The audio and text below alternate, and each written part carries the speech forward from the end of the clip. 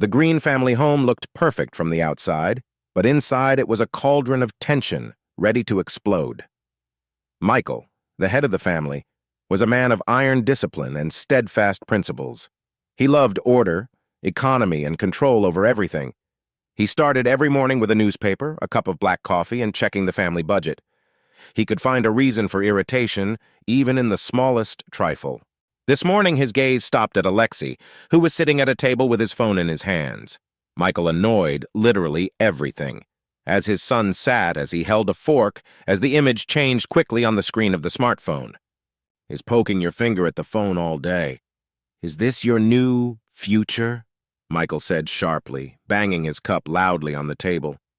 Kelly, standing near the plate, tried to intervene to relieve tension. "Michael, leave him. He's so worried about an interview." But Michael did not relent. "Is he worried?" He mockingly raised an eyebrow. If he was so worried, he would have found a job a long time ago. At the age of 23, he still lives in our house. And who, I wonder, pays for the electricity that he endlessly consumes?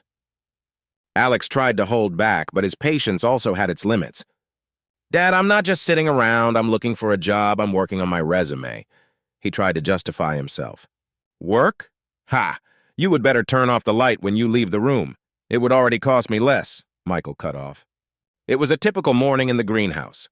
Michael was constantly reminded of his rules that concerned everything, from the use of water before how long the TV has been working.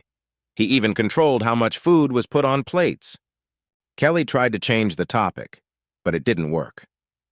Alex, annoyed to the edge, rose silently from the table and went into his room. He closed the door and leaned on them with his back, breathing deeply. This house was no longer felt by his home. Inside the room, Alex began to collect things: backpack, suitcase, a few favorite books. His room was his shelter, but even here he could no longer feel calm. Kelly came quietly to him when she saw that he was packing things. Her heart was torn between her son and her husband, but she knew Alex had to leave. She touched his shoulder, and her warm touch became the only manifestation of support he needed. In the evening, when Alex was already standing at the door, Michael only gave a cold look. "Well, I finally got it together. Let's see how long you can last without our money," he said with a bitter smile.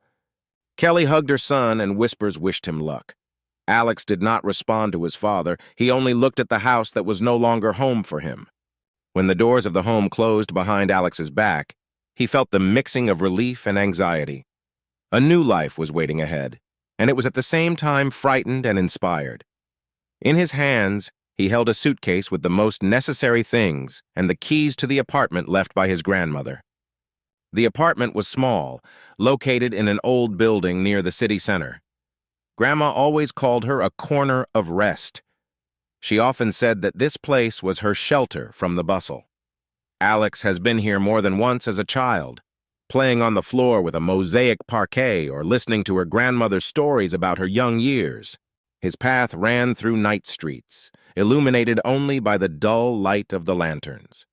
The suitcase roared on the sidewalk, and the cold air smelled of dampness. Alex went forward, remembering the day when his grandmother handed him the keys to the apartment with the words, "Once this place will become yours, it will always wait for you." When he approached the old building, his heart was shaken. On the facade, there were traces of time, peeling paint, cracks on the walls, but even it seemed to Alex now cozy. He climbed wooden stairs that were quietly creaking under his weight. The key was inserted into the keyhole, turned with a little effort, and the door opened. The apartment was dark and cool. Alex flicked the switch, and the lamp under the ceiling flickered before lighting up with a dim, warm light. Everything looked as if time had stopped here. An old sofa with faded upholstery, a bookshelf filled with his grandmother's novels, and a kitchen table with a scratched surface all reminded him of her. Alex put his suitcase by the door and walked across the room. He stopped by the window through which viewed views. There was neither the depressing presence of the father nor the reproaches that sounded daily. There was silence here. "I'll be fine, Grandma," he said quietly to himself, though there was uncertainty in his voice. He decided to leave unpacking things for tomorrow. Alex lay on the sofa, covered with an old plaid which smelled of naphthalene and memories. A few days have passed since Alex started his new life in his grandmother's apartment. He quickly found a job in a small event organization company. It was his first real job, and although it wasn't paying much yet, Alex felt proud of himself. At work, he met John, an experienced colleague who was about 43 years old. John had been with the company for many years, and he and Alex quickly found a common language. John often shared his stories, sometimes a little humorous and sometimes sad. One day, during his lunch break, John sighed and admitted to Alex that he had recently gone through a difficult divorce. His wife decided to leave him, leaving John homeless. He was currently living in a cheap motel and was looking for a place to stay. Alex, listening to this story, began to consider the possibility of helping. His grandmother's apartment had 2 rooms, and most of the time one of them was empty. He himself is still not quite used to living independently, and he would not mind a little extra income. "Listen, John," said Alex, cautiously picking the words, "I have a free room. It is simple but cozy. If you want, you can live there until you find something else." John looked surprised and a little moved. "Seriously?" he asked. "I don't even know what to say." "Say yes," Alex smiled. "I still need extra income and you have a place to stay. This is beneficial for both." John smiled thoughtfully and shook Alex's hand. "Thank you, Alex. I really appreciate it." The next day, John began moving his things into the apartment. He was practical and neat, so he quickly arranged the room so that it looked cozy. Cohabitation began calmly. John often joked that they were now a team, and even shared his experiences of adulthood, giving Alex useful advice. Alex first worried about whether they would be able to get along, but John was friendly and responsible. They even started spending the evenings together, discussing life, work, and plans for the future. One day, Alex decided to visit his parents. It was the first visit home since his departure. Kelly opened the door. Her face lit up with joy when she saw her son. She hugged him and immediately invited him to the kitchen where the table was already set. "What a pleasant surprise! We were already getting worried," she said as she poured him some tea. Michael was sitting at his usual place with the newspaper, but this time he immediately postponed it, seeing Alex. "Well, how is your independent life there?" he asked, but this time in his voice was not the usual irony, only sincere curiosity. Alex sat down at the table and began to tell. He told about his work, how he got a job in the company, and how important it was to take this first step. Kelly listened carefully, and Michael nodded from time to time, though he tried to hide pleasure. Then Alex went to the main thing. "By the way, I now have a neighbor in the apartment." Michael lifted his eyebrows a little, but said nothing, letting his son continue. "One of my colleagues at work, John. He recently divorced and stayed without housing. I thought it would be reasonable to hand him one of the rooms, so he has where to live, and I have extra income." Michael thought for a moment and then smiled. "Well, it already sounds reasonable. It seems you are starting to think with your head." Kelly smiled as she looked at her husband. "I told you Alex would be fine," she said softly, lightly touching Michael's hand. The next morning, Michael woke up in his usual mood, stern and critical. His thoughts were focused on Alex's visit yesterday, doubts swirling in his mind. Who is this colleague John? Can he be trusted? And does Alex really cope with the responsibility? At breakfast, when Kelly spilled coffee, Michael pushed the newspaper and looked at her with a dissatisfied face. "You know," he began, "you should go to Alex and check everything." Kelly put a cup in front of him and sat down at the table. "What do you mean?" "You have to check whom he brought to his grandmother's apartment. We know nothing about this, John. And yet—" He paused, fleeting. "I doubt that there is order." Kelly sighed. "Michael, you start again. Alex is already an adult. He himself makes a decision." "Adult?" interrupted Michael with sarcasm. "He barely started working and now decided to divide the home with another person. Do you know what it can end? Maybe that man is some kind or worse." Kelly lifted her gaze, trying to keep calm, but Michael was already starting. "You will go to him today. Look what is happening there. And you will not just talk to Alex, but check everything. What is the condition of the apartment? Is that John normal? Is there order?" "Michael, are you serious? It looks like you want to control his life." It's not control, it's a check, Michael cut off, knocking a spoon on the table. We can't just sit and believe that all is well. Kelly didn't argue. She knew that when Michael was in this mood, it was best to agree and do as he asked. Okay, I'll go, she said, getting up from the table. Michael only nodded, but in his eyes there was the same strict look that always forced everyone around him to obey his decision. Later that day, Kelly headed to Alex's apartment feeling a little nervous. She knew that her arrival might seem intrusive to her son, but she also understood that it would calm Michael a little. Kelly reached Alex's grandmother's apartment in the middle of the afternoon. My heart was worried. Knocking on the door, Kelly expected to see Alex, but a strange man answered the door. Are you probably Kelly? He asked, a little surprised. His voice was low and calm, and his eyes radiated warm friendliness. Yeah, I'm Alex's mom, Kelly answered, a little confused. John, he introduced himself, holding out his hand. Alex is at work now, but come in. Don't stand here in the corridor. Kelly only hesitated a moment before taking a step forward. John invited her to the living room and suggested that he suggest. The apartment looked well-groomed. The kitchen was clean, the air felt the light aroma of coffee, and all things were in place. You have very cozy here, Kelly said, looking at the room. We try, John replied with a light smile. Alex keeps everything in order, although I also make efforts. He has a good taste by an order of magnitude. John offered her tea and she accepted. As he placed the cup in front of her, Kelly noticed how confident and effortless he moved. Everything about him radiated calmness and maturity. Alex said you were working together, Kelly began to start a conversation. Yes, we are familiar with work, John replied. He is a wonderful guy, young but already thinks as an adult. You have every reason to be proud of it. Kelly felt the warmth of these words. She was always pleased to hear praise to her son. The conversation continued, and there was a strange lightness between them. John told a little about his life, as he survived a difficult divorce, as he left without a house and started everything from scratch. Kelly touched his frankness. She could not mention when she had last communicated with someone so openly. You give the impression of someone who doesn't give up, she said, looking into his eyes. John smiled, and this smile was something warm and almost shy. Otherwise, it is impossible. Life sometimes challenges us, but this is not a reason to lower our hands. Their views met, and a soft silence was hung between them. Kelly felt her heart accelerated.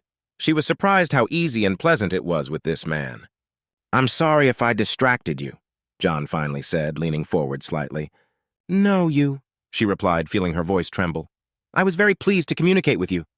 As Kelly was about to leave, John walked her to the door.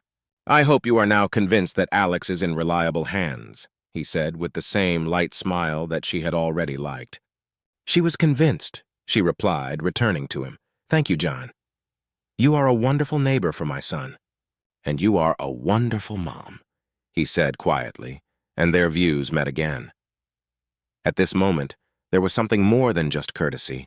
It was a feeling of deep sympathy that both tried to hide. When Kelly returned home, her thoughts were busy, John. She could not understand why this meeting left such a strong mark in her soul.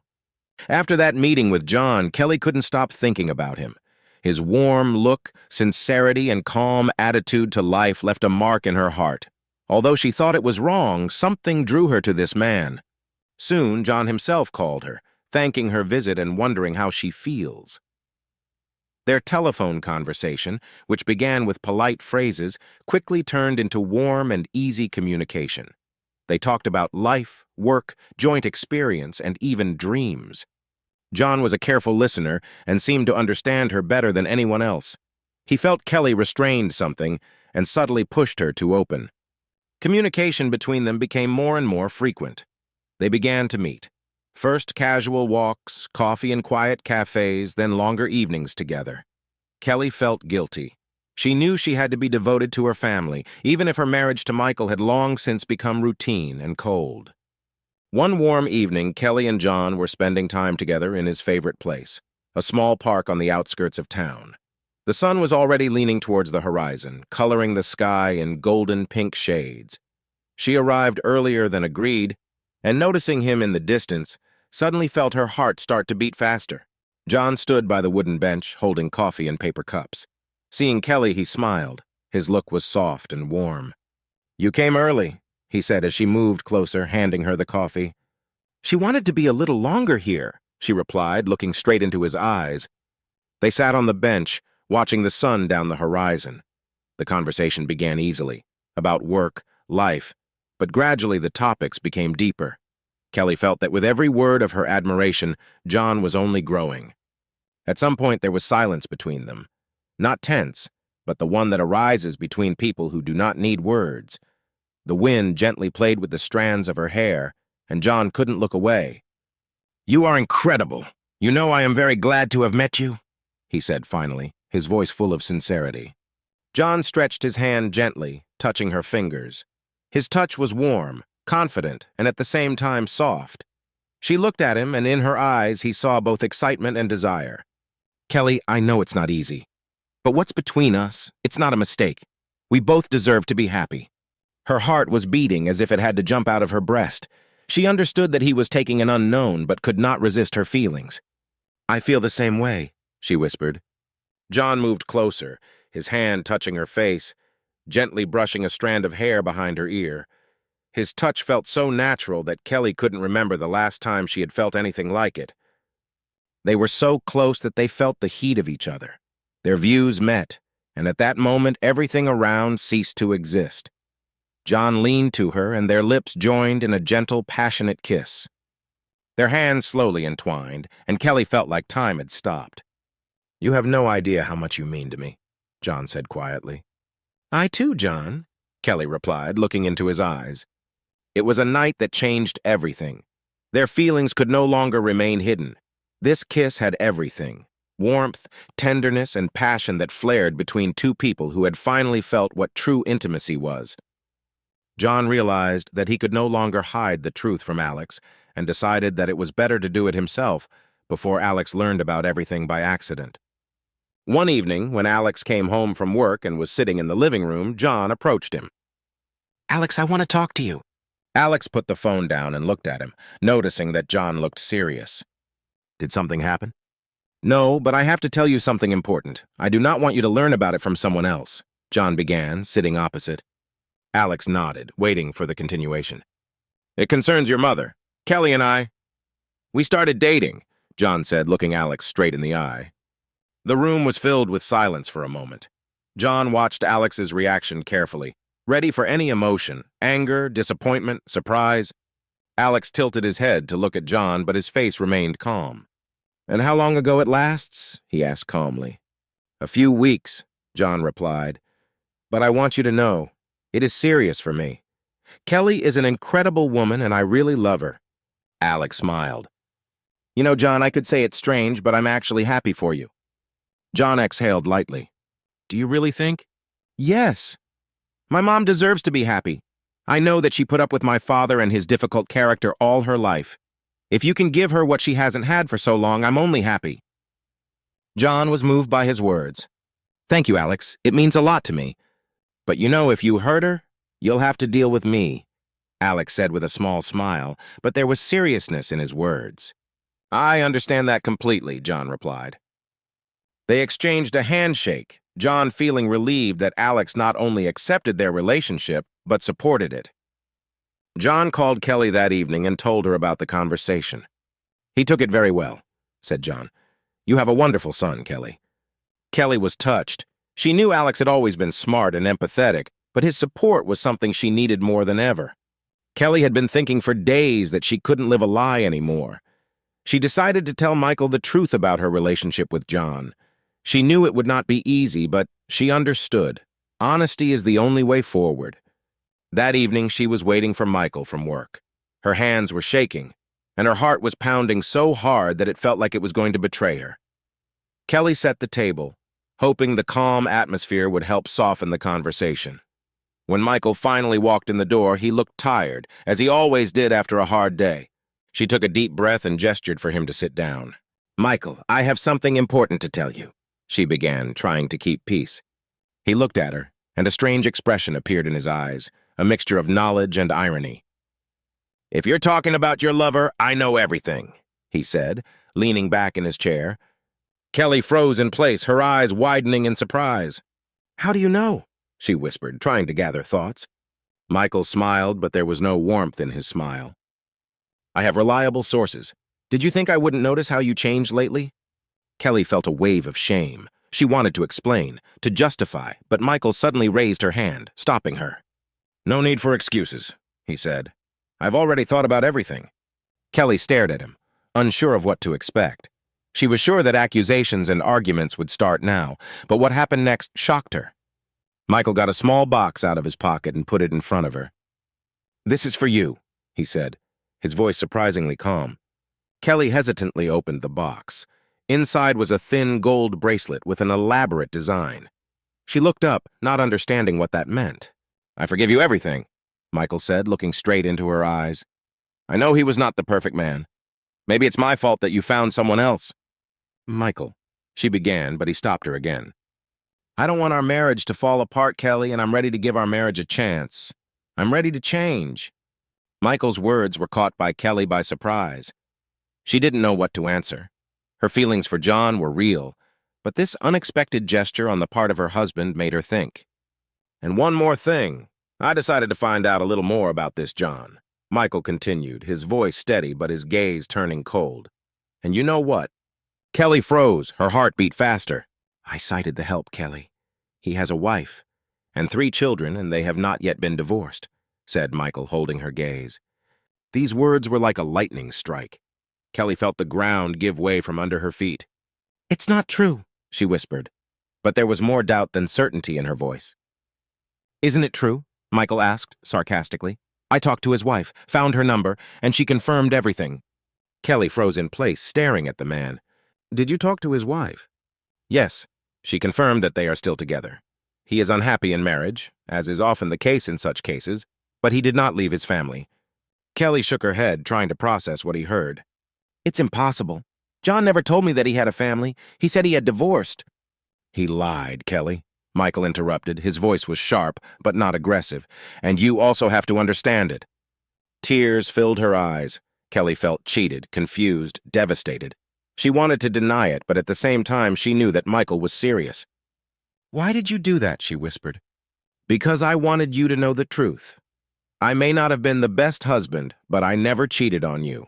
And I don't want anyone else to do that to you," he replied, his voice softer.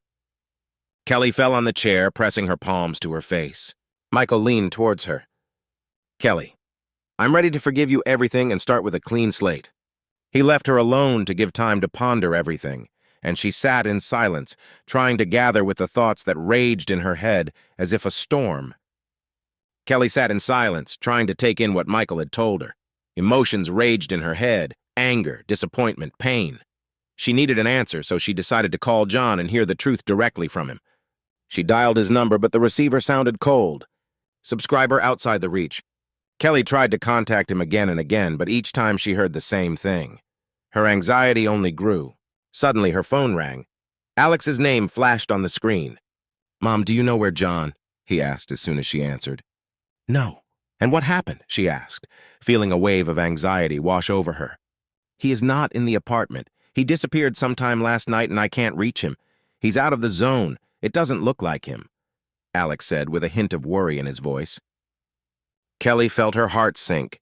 She tried to find some explanation, but Michael's words began to sound louder and louder in her head. "He has a wife and 3 children. He lied to you all the time." "Maybe he—" she began, but stopped, not knowing what to say. "Mom, do you know something?" Alex asked, noticing her hesitation. "No, I don't know anything," she answered, lowering her eyes, though her son could not see it. "But maybe I know why he doesn't answer." Kelly put the phone down and felt a wave of despair wash over her. Everything Michael said now seemed true to her. John's absence and his silence only confirmed suspicions. "He disappeared because he is afraid that the truth was floating on the surface," she said quietly, pressing her hands to her chest. Tears began to roll down her cheeks. She felt cheated and broken. Everything she had believed so sincerely now seemed like an illusion. Kelly no longer tried to call. She decided for herself that Michael was right. John, the one to whom she trusted, deceived her. A few days after Kelly learned the truth about John, or at least what Michael said to her. She avoided any calls from him, throwing them immediately as soon as she saw his number on the screen. Her disappointment and pain were too strong so she could continue to communicate. One evening, returning home, Kelly walked the street, immersed in her own thoughts. Suddenly, she heard a familiar voice behind. "See, Kelly," John called, catching up with her. She stopped, surprised and a little confused. She didn't want to talk to him, but he looked determined.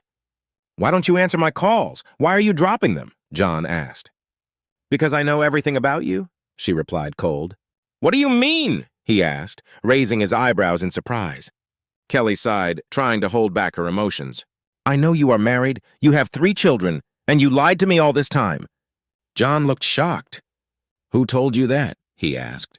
"Michael," she replied. "And he even spoke with your wife. She confirmed everything." John stopped for a moment. "It's not true, Kelly," he said, stretching her paper. Kelly took him, though she was skeptical. She unfolded the paper and saw the official divorce certificate. The date on the document indicated that John divorced half a year ago. "I've been divorced for a long time, Kelly," he explained. "My divorce was difficult, and my ex-wife cannot accept it in any way. She still clings to our history and uses every opportunity to make my life difficult. If she told your husband that we're still together, that's just her trying to hurt me." Kelly stared at the document, unsure of what to say. Her heart was filled with mixed emotions: joy, doubt, guilt. "I was sure you lied to me," she said. "I couldn't lie to you, Kelly," John replied, touching her hand. "You mean more to me than you think." She felt the warmth of his touch and realized that her resentment was beginning to melt away. "I want to believe you, John," she said, looking into his eyes. "But where were you? Why did you suddenly disappear and I couldn't find you?" John looked at her with a small smile. "I wanted to surprise you.